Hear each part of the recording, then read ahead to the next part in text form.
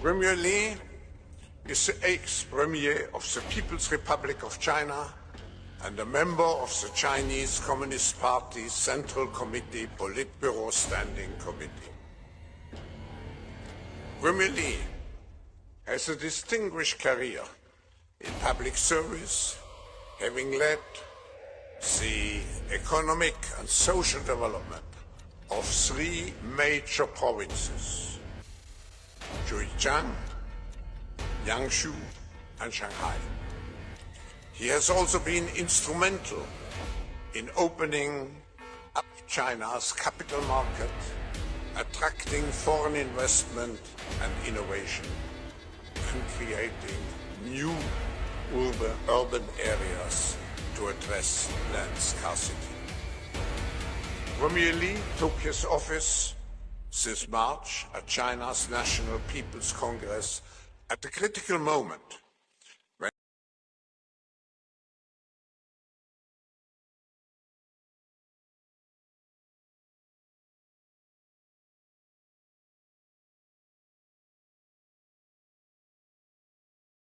pay insufficient attention to the frightening scenario of a comprehensive cyber attack, which would bring to a complete halt to the power supply, transportation, hospital services, our society as a whole. The COVID-19 crisis would be seen in this respect as a small disturbance in comparison to a major cyber attack. As some of you will know, many US states tested de facto digital IDs during the pandemic. However, it wasn't until a few months ago that US politicians tabled the, quote, Improving Digital Identity Act, which lays the legal framework for a national digital ID. What's disappointing is that the Improving Digital Identity Act was co-sponsored by pro-crypto Senator Cynthia Lummis. I suppose her definition of cryptocurrency is different from ours. For what it's worth, a few details in the bill seem to set limits on how involved the federal government can get in digital ID. The Digital Identity Act specifies that the US government will need to create a website listing all digital ID services within 450 days of the Act becoming law. Assuming that the bill is passed sometime next year, this means a national digital ID could be rolled out in the United States by 2025, on schedule with the UNDP. What's interesting is that the United States seems to be the only country where a CBDC will be rolled out before a digital ID system.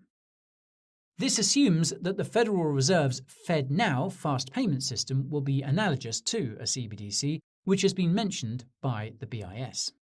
FedNow will be released in mid-2023. Meanwhile, in Europe, the European Commission has been working on a block-wide digital ID system since 2014.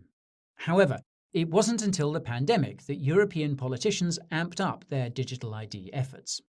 Digital ID regulations were first proposed last year, and I should note that they come with a built-in digital wallet. When the digital ID regulations were proposed last July, EC Commissioner Thierry Breton said, quote, "The European digital identity wallets offer a new possibility for them to store and use data for all sorts of services, from checking in at the airport to renting a car.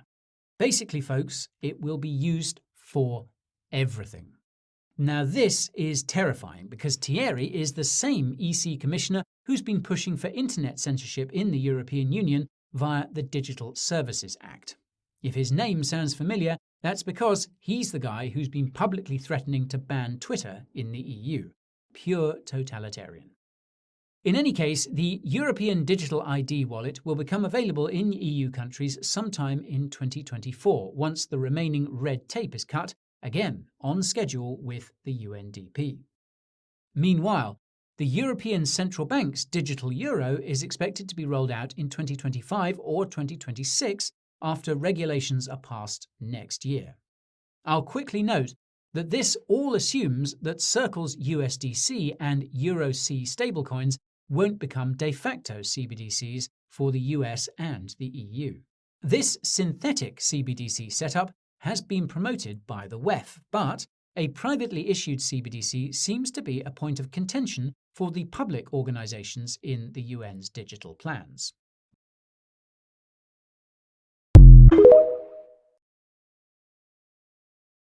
Now, I'm going to take you to something, to the World Economic Forum, their own website.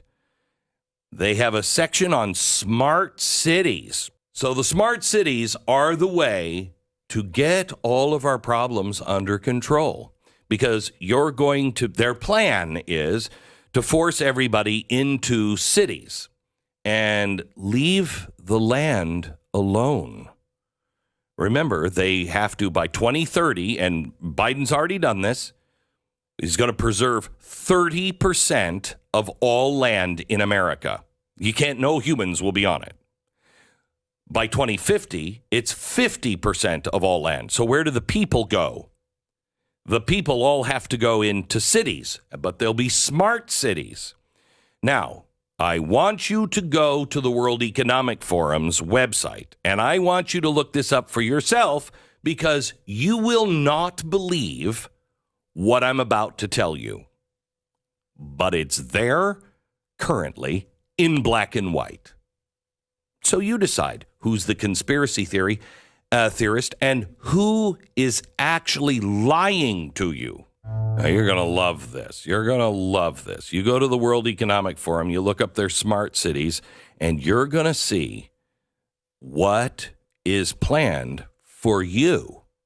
Now, they have all kinds of partners all over the world. One of them is the Arab Group, A-R-U-P, the Arab Group. They have their own section on the WEF website, okay? They're a progressive group that got together in Britain right after World War II, and they were like, hey, we can do a lot of things. You know, these Fabian socialists, they got a lot of great ideas. Why don't we start building things and building a community of tomorrow? So very progressive-minded, and they want to be a source and a force for peace and social betterment, which I look for in a construction company, don't you? I mean, I'm like, yeah, but how? I mean, how is it with earthquakes and stuff? Social betterment.